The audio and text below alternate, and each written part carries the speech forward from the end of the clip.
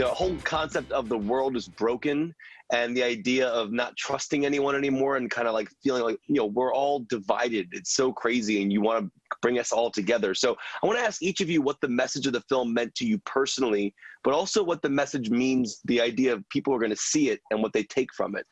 Yeah, I mean, I think you put it really well. Just this idea that I think we're living in a world today where there's no, there's no denying that there is a brokenness that we're all feeling.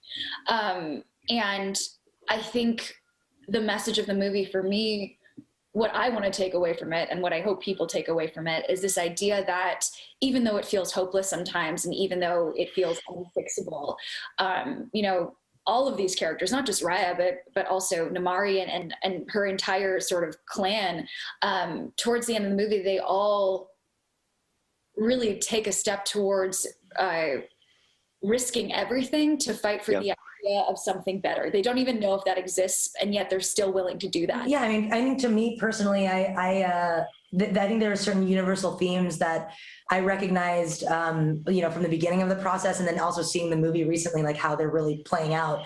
And there are themes that oddly were very relevant from, a couple of years ago to now.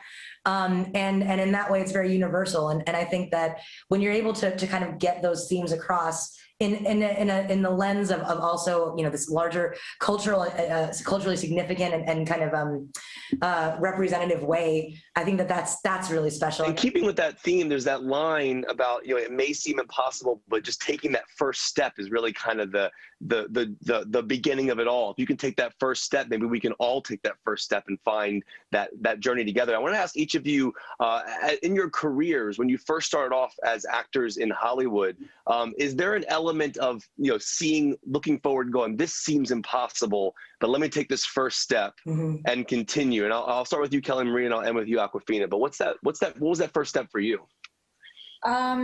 Yeah, I mean, well, first I will say, yes, it absolutely felt impossible. And I will venture to say that sometimes it still feels impossible.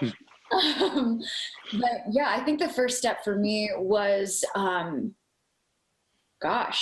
giving myself permission to even try. I think I grew up in a world that told me failing was something that I wanted to avoid at all costs. I grew up in a household where that was definitely forced into my brain. But I think the lessons that I've learned is that failing is part of it, and it's okay. And learning how to fail and pick yourself up again is a really important thing that I'm still trying to learn. But taking that first step was just giving myself permission to maybe fail at something. And I think that's still, I would love to hear what you think about this, Awkwafina, but I almost feel like that's also still how I go into any new project, is giving myself permission to get weird and sometimes fail in the moment, because that's when all the magic sort of happens. Oh yeah, for sure. Yeah, and what you said about like you don't learn from your successes, right? You only learn from your failures, but those lessons from your failures tend to be more meaningful lessons, right? For me, like, I think that the first step was like literally pressing publish on YouTube, right? Because it really is as simple as that. It's taking that first leap, and like Kelly said, getting out of your comfort zone. You're always going to have those lines and get weird